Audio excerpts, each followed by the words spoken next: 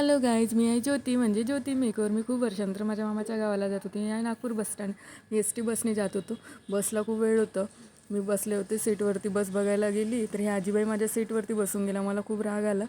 मग त्यानंतर लगेच थोड्या वेळाने आणि बस येऊन गेली. बसला इतकी गर्दी होती की बायांना वाटत होती की जागा भेटते की नाही. आई आणि मी सगळ्यात लास्ट चढलो आणि आम्हाला सीट पण मिळून गेली. त्यानंतर तिकीट वगैरे काढली आणि आम्ही प्रवासाचा आनंद घेत होतो. त्यानंतर आम्ही पोचलो नागबीडला. नागबीडमध्ये मग मी घेतले कच्चे कांदे आणि ही कांदे घेऊन मी माझ्या मामाकडे गेली. आता मी पायदळ चालत होतो. जवळच्या माझ्या मामाचं घर टी पॉईंटवर राहतात. हा आहे ब्रह्मपुरी रोड आणि हा आहे चंद्रपूरला जातो रोड. आणि मी ज्या रोडने येते तो नागपूर रोड आहे. नागपूरला जाते तो रोड. माझे मामा राहतात टी पॉईंटवर अधिका नगरीमध्ये. आता मी माझ्या मामाकडे आली. सर्वजण आतमध्ये बसले होते. त्यानंतर आम्ही पाय वगैरे धुतलं. सर्वजण आतमध्ये बसले, पाय वगैरे धुतले, जेवण वगैरे केलं आणि बाहेर आलो.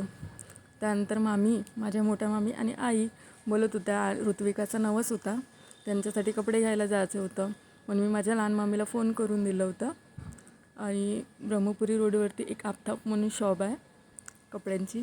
माझ्या मामींना सांगितलं होतं आम्ही लहान मामीला की यान म्हणून. तर त्या आलेल्या होत्या. ऋत्विकाच्या मम्मीसाठी, ऋत्विकाच्या आजीसाठी, तिच्या पप्पासाठी कपडे घ्यायचे होते.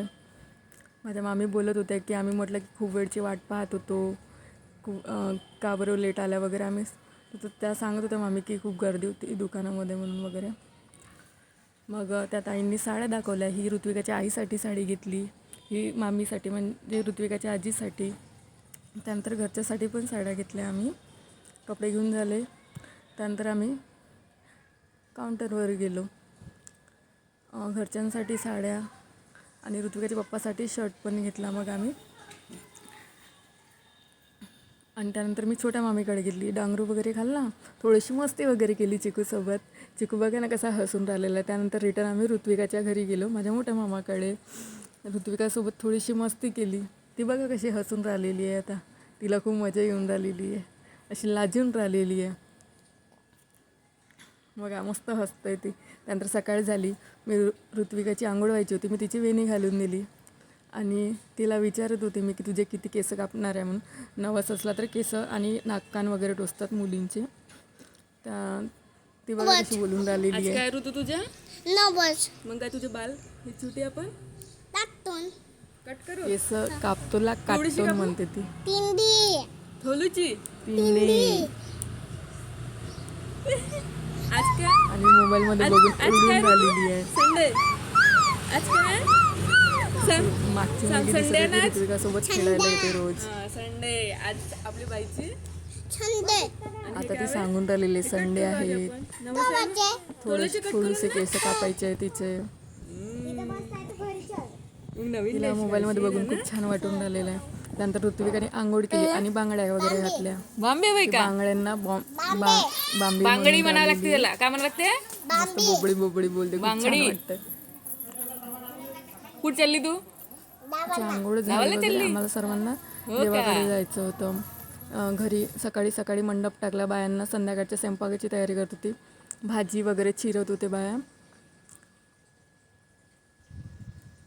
त्यानंतर आम्ही घरचे लोक गाडीमध्ये देवाकडे गेलो. बाकीचे लोक यायचे होते. मग बाकीचे लोक आले आणि हा नवसाचा बकरा आहे.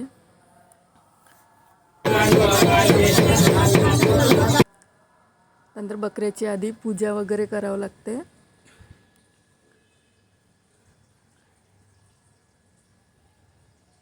ऋत्विकाचा नवस असल्यामुळे तिचे पप्पा तिला पूजा करण्यासाठी पकडेल. तिला खूप भीती वाटत होती बकऱ्याची. केली तिने पूजा मग बकऱ्याची. त्यानंतर बकरा कापण्याची परमिशन देत नव्हतं, त्यामुळे माझी लहान मामा आली तिची पूजा करायला. पूजा केली.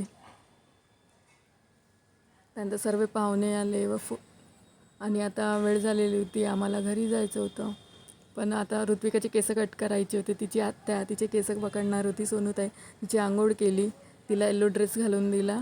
त्यानंतर आता सोनाराने तिच्या कान नाक टोचवायचे होते तर टिकमार्क करत होते. ऋत्विका मस्त ओढत होते. आम्ही तिला पकडून ठेवलेलं होतं. मग कान नाक टोचून झालं. आम्ही फोटोज काढल्या आणि घराकडे निघालो. घराकडे मग जेवण वगैरे केलं. 2 वाजले होते. सर्वांचे जेवण चालू होतं. त्यानंतर मी ऋत्विकासोबत थोडीशी बोलत होती, फोटोज काढल्या हात आणि खाली तिला करा. विचारत होती. मग मी बिचारी रडून रडून तिचे डोळे बघा कसे झालेले आहेत. म्हणजे केस कट केले म्हणून. आज तुझं काय आहे मग तू काय थोडी कॉमेडी पण करते बरं ही मोबाईलच्या समोर आज आली काय तर. संडे. माझ्या कानामध्ये काय आज तुझे कान टोचवलं ना. मजा येते छोट्या मुलांना. नाकामध्ये बघू दे बघू दे बघू दे. ई वाव, किती छान दिसत आहे ऋतू तू. तिचा नाका कानामध्ये टोचवलेला आहे आज. माझ्या आधीच टोचवलं. ती माझ्या कानामध्ये बघत होती. ती माझ्या कानात दोन दोन आहे.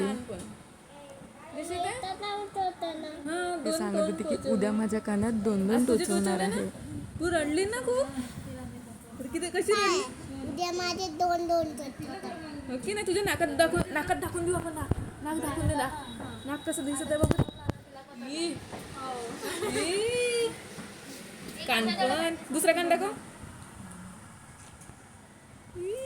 हे बघ. दुसरा दोन्ही कानात कान नाक. त्यानंतर सर्वजण अहिरपट्टी करतात. आई माझी अहिरपट्टी करत होती, बाकीच्या पण लोकांनी केली. त्यानंतर संध्याकाळ होत होती, मी ऋत्विकाची तयारी करून दिली आणि तिचे हेअरस्टाईल वगैरे करून दिली.